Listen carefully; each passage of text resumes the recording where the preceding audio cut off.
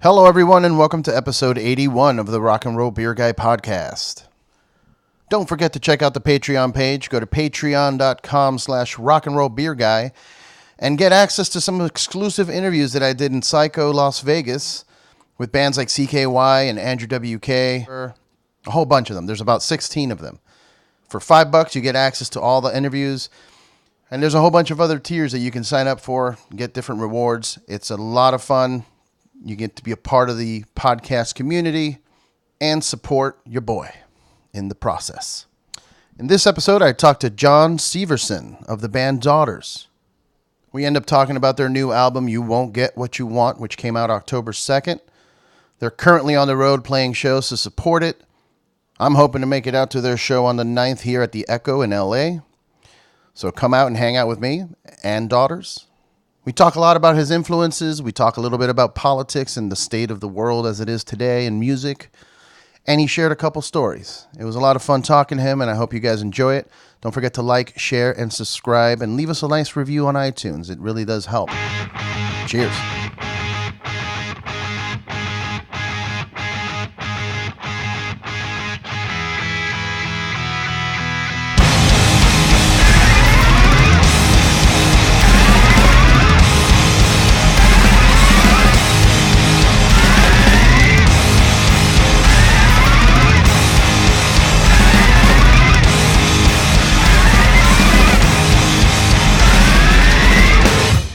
Hello, everyone, and welcome to the Rock and Roll Beer Guy podcast. I'm here with John Syverson of the band Daughters. How you doing today? I'm great, man. Thanks for taking the time to speak with me. No problem. Thank you for taking time. You guys have a new album coming out, or that came out, October 2nd, called You Won't Get What You Want. How's that been doing since its release? So far, so good. I mean, I'm touring pretty steadily since it came out, so and I don't really keep track of numbers or anything, that's not really my concern, but it's good, and the shows have been a lot of fun, so all good things thus far. That's good. Yeah, and it took you guys a while to release this one, right? I mean, I know that there was kind of announcements of recordings somewhere like around 2016, 15. Yeah, it was bittersweet getting everything together, so in about 2010 we hung it up, and we didn't start playing with each other again for another 3 or 4 years. So we thought we had the makings of a record together, went in the studio and attempted to record it, and we ended up shelving it.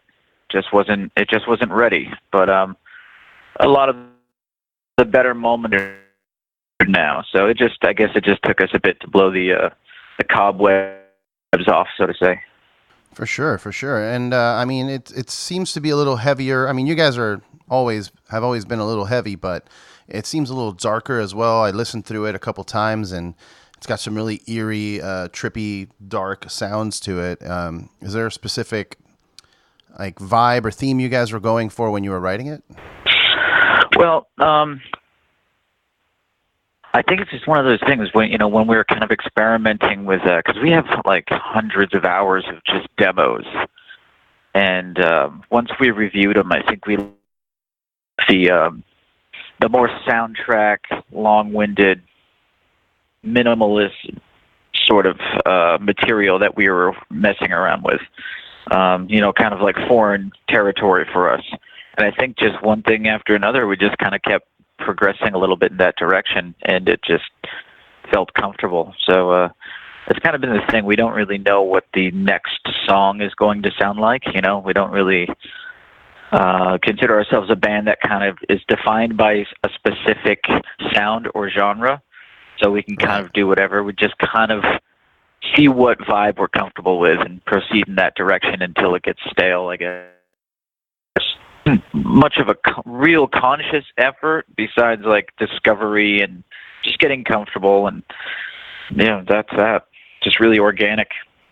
That's cool. Yeah, man. I've I had this conversation with a few other guests in the past, in the last couple of weeks, but it just feels like overall everyone seems to be in that kind of a mental state where it's a little bit darker. Everything's a little bit darker, a little more ominous and doom kind of.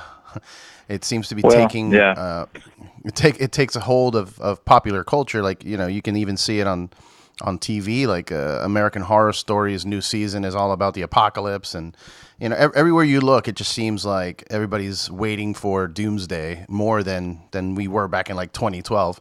I do agree with you, and this. It's interesting you bring it up. Today's a pretty important day, right? So yeah, we're recording. Today is November 6th, Election Day. I voted this morning. Good for you, man. I voted last week because I live in Austin, Texas, and I've been on tour. I've been out of town, so I was able to still, get my early voting ballot in. So that's good. Yeah, we'll see. But I do agree with you. I think kind of the vibe that we probably got set, is culturally relevant right now. A dreary. Things feel dreary. Agree with you on that right now. Yeah, man. I actually have a funny story. I went to go see you guys back in 2016 on November 8th. Okay, that would have been the LA show, right? Yeah. At the Echoplex. Yeah. It's unfortunate I left before you guys even hit the stage, man. Because a lot of people did. A lot of people I haven't seen in years were just. I get it. We get it. It took us a bit to get onto the stage, but wow, yeah, what a night, man. Yeah, it was a weird thing, man. I was sitting there. I was there with my roommate, and I remember just waiting for you guys to get on stage. And I look at my phone. I saw the results, and I was just like, "We should probably go home. We're in the middle of downtown LA. I'm pretty sure we're gonna have some riots." Yeah. It's. That whole week, we started that by me and the singer of the band. We flew into Seattle and just drove the coast before the tour starts. And all the farmland and the whole area, they had, Trump signs and stuff, Trump Pence for farmers signs, and, all just down California. And I don't know, man, something in us told us there's no way. You know what I mean? It's funny that sign's there. We're not going to see it when we come back up the coast to play these shows. There's no way. And, that's what happened. And it was just horrifying. Here we are. Yeah. Yeah, it's been really weird. And ever since that happened, like, I mean, I'm not a very political person. I'm not. I just, obviously I observe society and I observe what people are doing. And I just feel like ever since that happened, kind of everything is upside down, and there is this sense of that dreariness, that doom, that like confusion. People don't know what's happening. Like, how is this happening? And I feel like the music on this album really does fit that state of mind. And not just you guys, but there's been a few releases this year that have a similar vibe. Like the new Ken Mode is kind of in that same vibe. I have a hard time explaining to people, like, when I try to tell them to listen to your album, like, they're like, "Oh, what's it sound like?" They're like, I don't know. I don't know what to tell you. You should just listen to it. I don't try to explain it, I mean, for me, it was a struggle to get there, and I can't really sit down and listen to it as a listener so much, because every note, a moment in history for me, a little story to it for me. But it was a struggle, but it was rewarding, and I'm very proud of the record.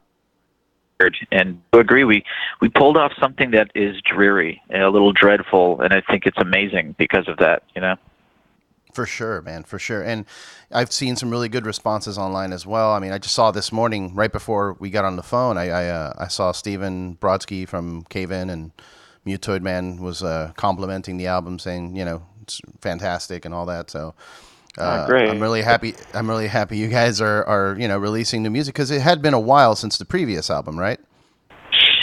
Yeah, we didn't think the band would ever see the light of day again. We did that previous record, and we broke up directly after it was recorded. Before the record was completely finished, we had broken up, and a few of the members kind of carried it limping past the record label, and they put it out, and that was that. No hiatus or anything. It was a pretty clear breakup for at least three years, and then we decided to. Somebody actually tricked a few members to get in the same room together, and that's kind of all it took. Yeah. So there's a gentleman out there named Andy Lowe. He runs Robotic Empire Records, and they put out like our first record, Canada Songs, and he's been family with us from the start of the band, basically. Two people that were arguing and said that, hey, so-and-so wants to talk to you. You should talk to him. And said the same thing to the other guy. So they called each other and set up a time to hang out and have dinner. And it wasn't for about, I don't know, I think the way it worked out was as soon as they got together, they immediately started making plans for daughters.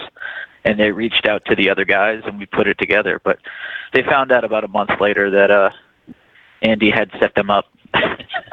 But it is what it is. If that's all it took, it's pretty funny. That's a slick so here move. we are. That's a slick. Yeah, that's a yeah. slick Well, move. he's a genius. I like him. Smart guy. And you're one of the original members. I mean, I one of the first few that've been there from the very beginning. Yeah. So I was looking at the timeline. I saw that there have been some changes, but you and Alex were kind of the original members that have been there. Yeah, me and Lex. Yeah, that's it. Nick came in very, very like a weeks after we actually put the band together. Me and Lex were just kind of picking members, but we were already writing music before the band was completed with a So yeah. But Nick's been there for a while. Sam's been the entire time. I think he only missed about a year. So, the core four right now have been there as far as I see it. Nice, man. Yeah, and it's so funny how things work out. Like I discovered you guys through a poster. I bought a poster before I had even heard the music. Oh yeah. What Yeah, there was a tour. What was the poster? It must have been I got to replicate that if we're just selling posters without any knowledge of the band. It's a good business tax. No. It was I think it was a show. It was a show poster because it was a Russian Circle's Daughters poster. Oh, right. Okay. And I had gone to see Russian Circles, and I had not heard of you guys before. And I bought the poster, and then I'm like, you know what? Let me look them up. And I think the first song I heard was Our Queens from the self-titled. Yeah. And I just remember thinking, man, this is so weird. This is weird music, but I love it. Like, it was fast and exciting, but heavy. Lex's vocals obviously have a very distinct sound now, which is different from when you first started. Right. Yeah, because it was more screaming and like a high-pitched screaming, and then you guys went into like a weird, I don't know, I always tell people it sounds like drunk Elvis. Oh, yeah, exactly. That's exactly how my father says it, so it's funny. Yeah, it's very unique. No other band that I know is doing that, at the moment, so... I just started following you guys after that, but it's just funny how that works out, like from a poster. That's just... Yeah, man. I mean, most of the things that I'm to in my life these days are from, a bizarre encounter. I don't actually, I'm too stubborn. Like, if you were to recommend a band to me, for some reason I'm so stubborn, I'll just not seek them out right away. I gotta fault myself for that. I do that. But everything I do find, there's some weird coincidence. I see an odd logo, I have to look it up online, see what it is. For sure. So I get it. I get it. And you drum in the band, but you also play a bunch of other instruments, and you've been in a bunch of other bands as well, like As the Sun Sets, and I'm trying to see The Color of Violence. No, I'm sorry. As the Sun Sets, the record. The Color of Violence, Crippler Crossface, Bury Your Dead, and Snowbird. Is all that right? Well, yeah, I wasn't in Bury Your Dead. I'm not even sure what the Bury Your Dead connection was, to be completely honest with you. Okay. I mean, yeah, I've played in several bands since I've been in music, I guess. But yeah, I do a little and mostly drums is what I'm, happy. Is drums, so was drums the first instrument you picked up? No, I actually picked up guitar first. Okay. I was given a guitar by my uncle. The only thing is, we had decided to start a band when we were about 10 years old. So, here we are at 13, I'm getting my first instrument. Well, just so happens he gets a guitar about a month later. Cool, so we could play guitars together, but you need a drummer, right? You need a bass player. Yeah. You need a band. So, I think it really came down to the fact that he could overpower me and beat me up. It was probably like a fist fight, to determine who has to become the drummer, and he won, so I'm the drummer. So that's how that works. That's interesting, man. That's awesome. Yeah, I don't regret it. I've thanked him for that too. Because if he didn't beat me up and force me to learn how to play drums so I could be in this band, I'm not sure what sort of person I'd be these days. For sure, man. That's crazy, and how again weird how that ends up. Yeah. When you first started playing guitar and drums, did you do any covers, or was it all you were just straight up trying to do original music? No, we did have covers, but I think I want to say just to kind of get the momentum going. Right.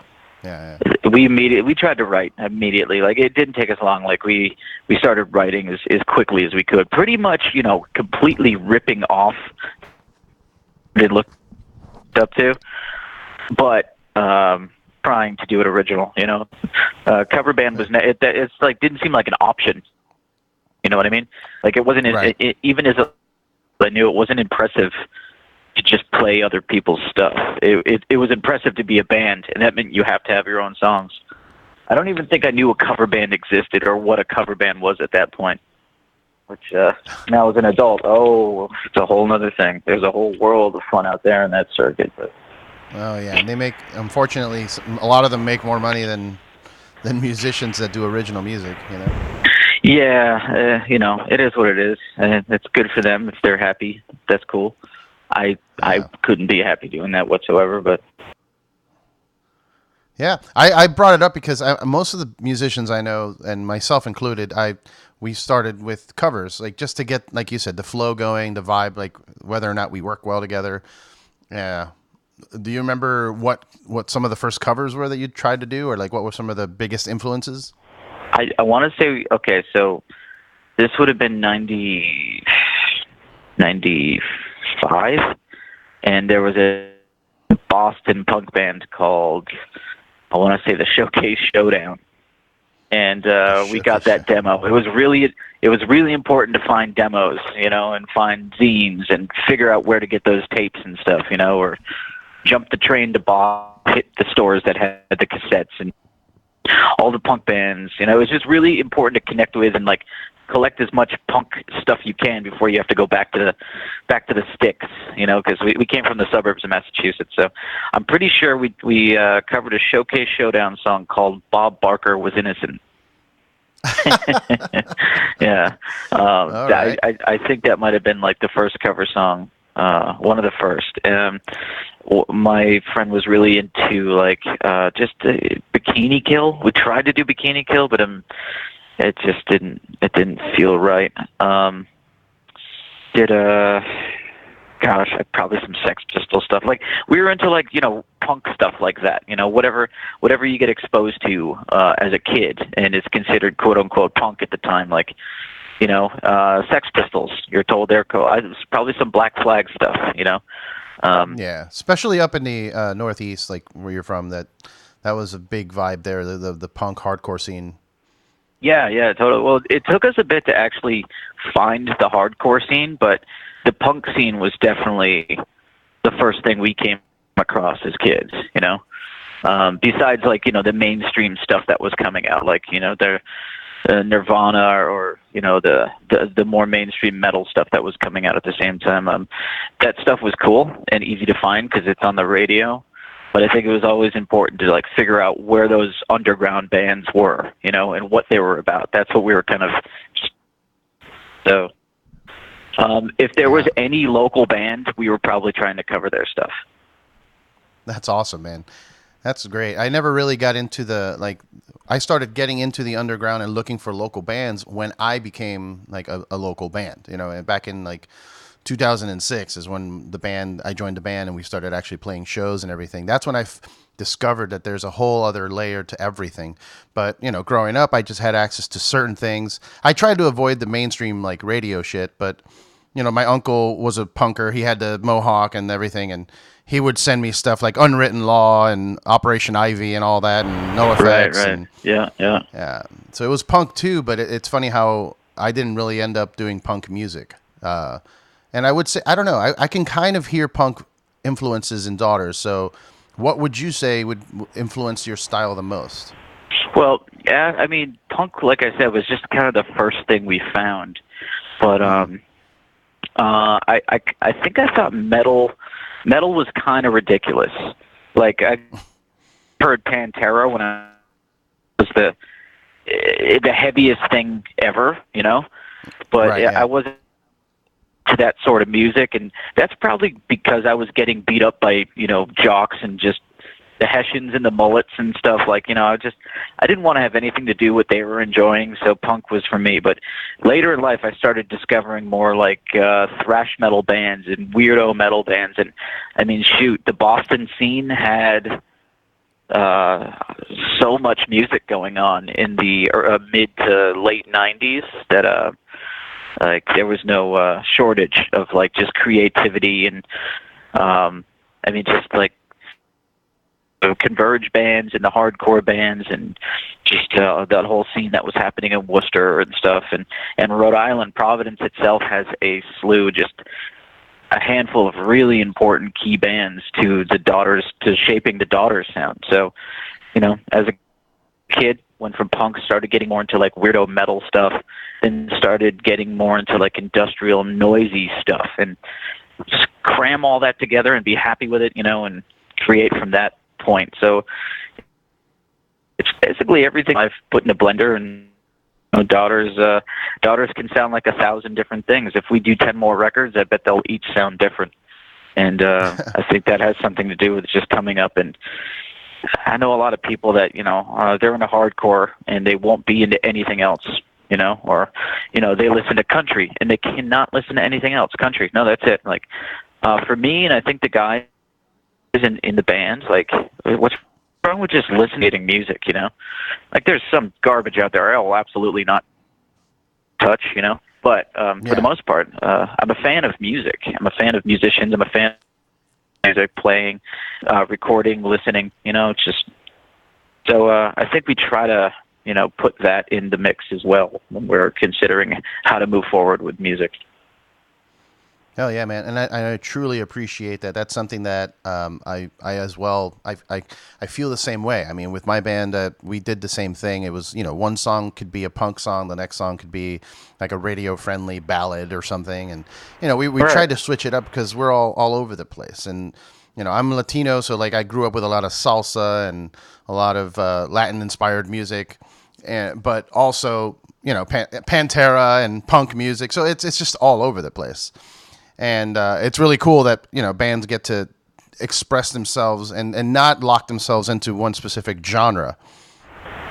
Right, yeah. I mean, there's nothing wrong with doing that either. It's just not for me. And I'm happy about all the things that I've learned, because it's kind of like the experience I went through, you know? Like, I didn't come from a city, and I didn't really have cool people handing me music. The whole thing was a discovery, and these days it still is a discovery, you know what I mean? I'm still learning new shit about music, and it's important to me to absorb that, and I don't know, just the things that inspire me, you're still going to hear when I create music. It's just going to happen that way. For sure, man.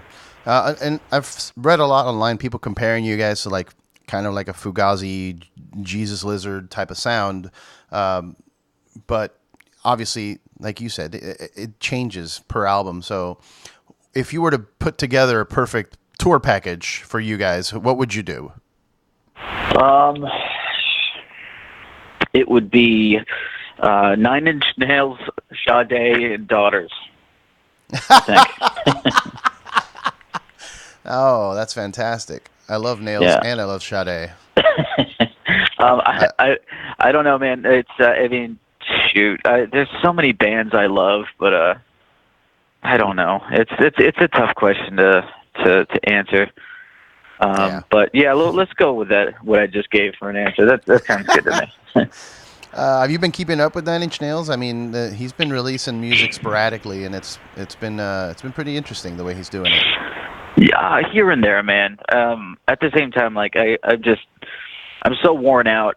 My favorite thing to do once I get home from any long travels or tour is just like kind of lock myself into my room and then start the hunt for music. What am I going to listen to for the next 4 months of this year?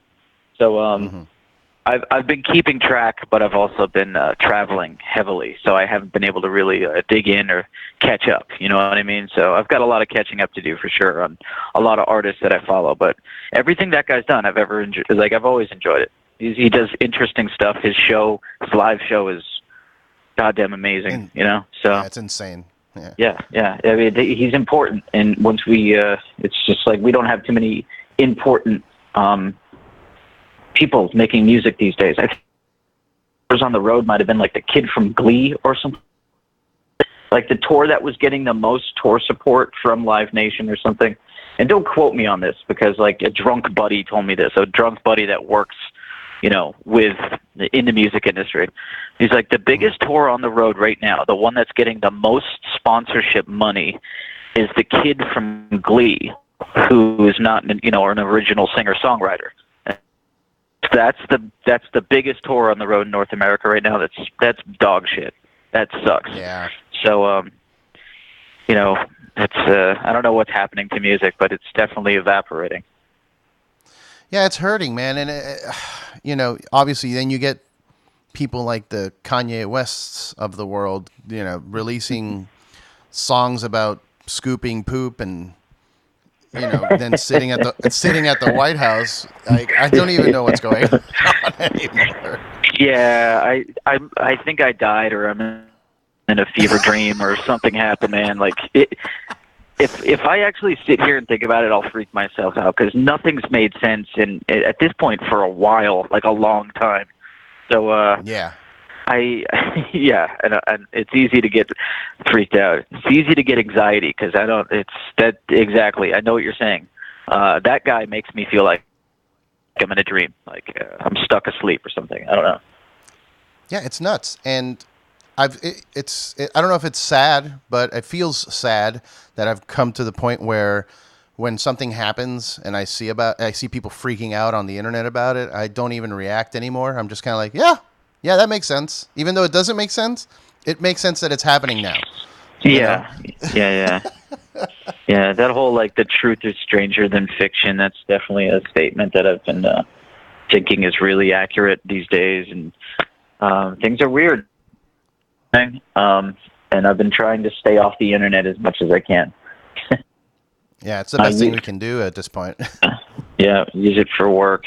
It's like, I miss when we first started touring because there barely was an internet. Maybe one member of your band would have it connected, through the phone line, which if you're trying to check your email, someone's mom would keep picking up the phone and kicking you offline or something. Like I kind of miss those days because we could still do everything. You could tour and release records, and bands had careers and things were going, but there wasn't this constant attachment. This blanket across this global blanket of everybody knows what's going on through these apps and social media dictating how records are. I do miss that, and now that we're there, everything is a little disoriented. I'm confused a lot more. I'm not so old I should be walking around confused and grumpy all the time, but I pretty much am walking around confused and grumpy all the time now. So I feel you, man. I feel you, and I'm a year younger than you. I was born in '81, and it's the same. I walk around with that like, what's happening? Yeah, man. Like we're way too young to be acting the way I feel I should act in 20 years, but Who Yeah, knows? I feel like this should have been me at 60, not now. Yep. For But sure. I guess that's also, the more chaotic and the more, I just guess the more bullshit that we're exposed to, maybe it's just going to age us and exhaust us. And here we are, old men at the age of, the cusp of 40.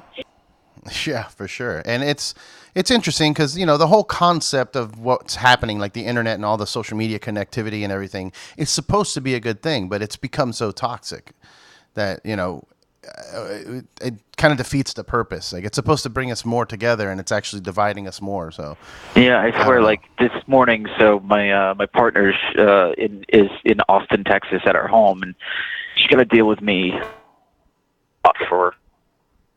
And so we try to text when we wake up about the same time every day and stuff. But today was just her starting off bad because social media already tipped her into a bad mood. So I'm trying to be conscious about like not grabbing my phone first thing in the morning, And Yeah. yeah, it'll definitely. I could see it ruining days. I see people getting angry, and I'm thinking like, wow, what just like triggered you? It was an app. It was a thing on your phone, and it was an app that to the edge. You know what I mean? Like, it's not something that can actually reach out and touch you or make you sick. So that's something that can actually fuck you up. The app's not gonna like make your phone explode, but still, you're in a rage. Like I try to like separate myself from the usage of the app and not let social media crush me. But it's funny, I travel with adults for a living, and I see them all get crushed by social media here and there, or just get pissed. I think people should unplug. Man. Honestly, I think some more people should just unplug. For sure. I mean, I'm victim to it as well. I mean, obviously with the podcast, I have to promote it and have to be on there to like push it. But I'm a musician, man. I can't get away from it. If I went on Facebook and I got shit for it, you know what I mean? Like, I don't want to be on Facebook, but it's, hey, when are you going to open up your Facebook thing again? Like I got on a band I'm supposed to help promote or something like that, Yeah. So I get it. What can you do? Sure. Do you have any other hobbies that you do when you're on the road, like on a long drive, or when you're home and you're not really on the road? Is there something like, do you read books? Do you watch movies? Do you play video games? Anything like that? I mean, maybe as much as the next guy, but I'm certainly not a gamer. I am a lazy sack of shit when I'm home. So you can find me on the couch, probably binge watching stuff on Netflix or one of those streaming things because I'm catching up. Right. Honestly, I don't know, because when I'm not touring as a musician, I also have a gig as a tour manager, so I'm out a lot on the road doing that with other musicians and artists. So I'm home, very home. That's just like hibernation mode. I don't even want to leave the house. I just want to just rest, just sleep, just hang out with my girl, and that's it. Right. Hobbies. What are some of the bands you're managing? Well, Hello? I work for several management companies, and they just kind of assign me to here or there. I mean, I'll talk about genres. I don't want to really get into specifics of the bands, but them are actually relatable to, you won't find them in the same company as Daughters whatsoever. But Gotcha. like I've got a Bollywood gig, and they do like South Africa and India and China, and they can draw up to, they can do like 10,000 to 20,000 tickets. So those are big like arena gigs. Wow. Most of the bands that I'm kind of working with are more of like the tour bus truck venue level, and it's not really the exciting part about being a musician, knowing I'm a tour manager. So I don't really like to talk about it or name names, but yeah, that's kind of like my side gig when the band isn't doing anything. I kind of help other people do their shows and their tours. So that's my thing. That's awesome. And you get to travel to see other countries that are, maybe not, like you may not do a South Africa tour for Daughters, you know what I mean? But you get to go down there. Probably not, but who knows? Yeah. I still get to stay on the road. I don't get to perform, but it's pretty close. I at least work in music, so I'm happy because I'm still around music. So. Mm-hmm. Well, that's great, man. And the last thing I have that I wanted to ask you was about beer, because the podcast is about beer. Are you a drinker at all? I'm slowing myself down for good reason. My favorite life mistakes have been because I've liked drinking, but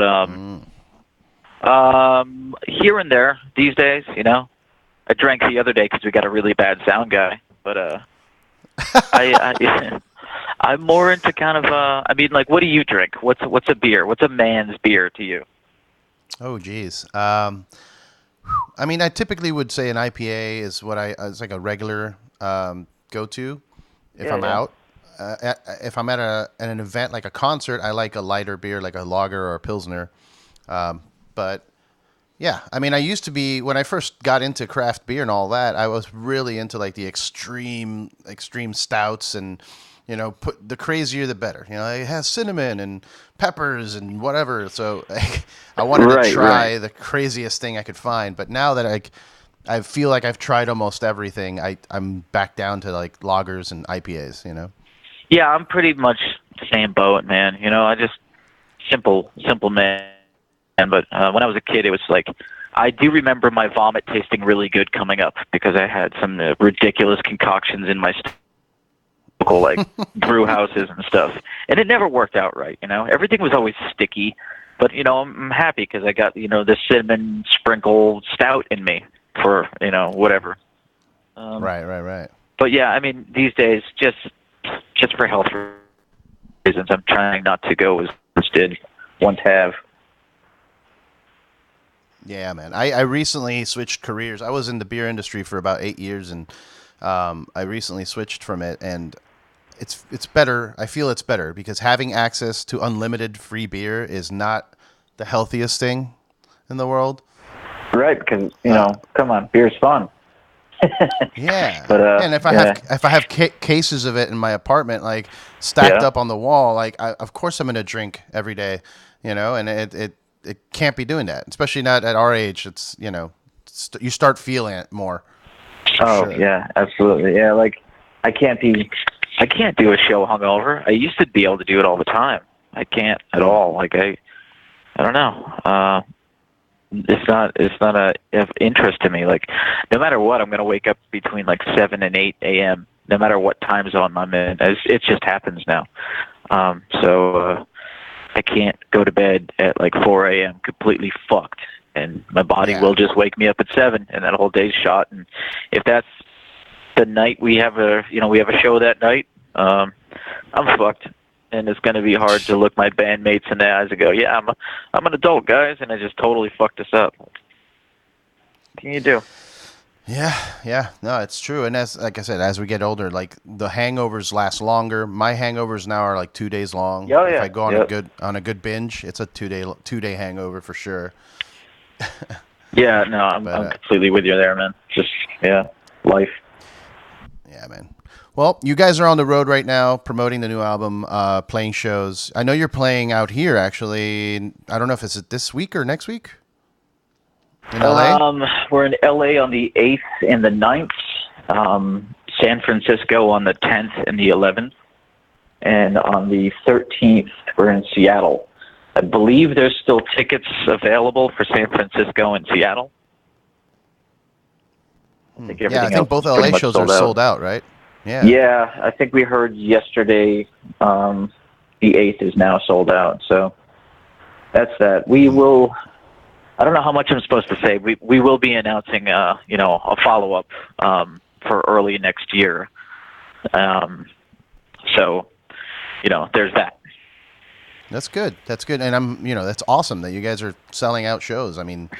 That's a hard thing to do these days, as we were saying, that, music seems to be dying and people are kind of not really paying attention, but, you guys are doing it. You're doing the thing. Well, I'm happy, man. We made this stuff to share with people, so people want to check it out. I couldn't be happier about that. But it is what it is. You know, it's not absolutely necessary to be selling out shows to be happy as a member of them. Yeah, we're doing the music for us, and we're putting it out so we can share it with everybody, and that people want to see it. So. For sure, man. I want to see if I can try. I'm going to hit up Monica, who put us together, and see if she can put me on the list for the 9th, because I'd like to come see you guys on the 9th, but she's got the magic touch. Yeah. Yeah. Hit her up. She could probably work something out for you. Awesome, man. Well, everybody listening, pick up the album. It's fantastic. Like I said, I heard it 4 or 5 times in one day because I kept finding new things every song. I'm like, oh, that's interesting. So check it out. Pick it up, check them out on the road. Go to, as much as we were talking crap about the social media, check out their social media. Yeah, it's useful, and I think I'm going to get yelled at by some people that work for me for saying that. But yeah, I appreciate the talk, man. It was good hanging with you over the phone for a second. Yeah, man. If I end up going on the 9th, I'll shoot you a text that I'm there so we can high five or something. Sure, maybe we can drink one of those weird birthday cake stouts or whatever the kids are doing these days. And, yeah, I could bring some stuff out. I got some crazy bottles hidden around. So one of these days, man. Consider it a date. We'll figure it out. Sounds good, brother. Well, thanks again for your time. All right, you too. Take care.